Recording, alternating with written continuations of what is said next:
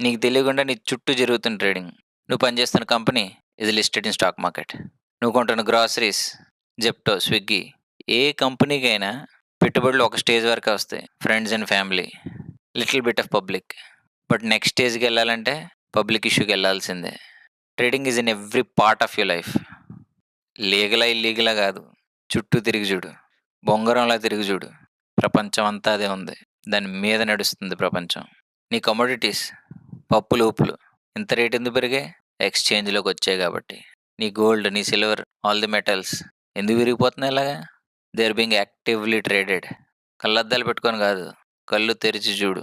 ఎంత లీగలో, ఎంత pillar of your life తెలుస్తుంది. నీ క్వశ్చన్కి yes or no is a simple answer. But నీకు తెలియాలి కదా, ఎస్ ఆర్ నో కాదు, this is the only way అని. For that reason trading runs the entire world.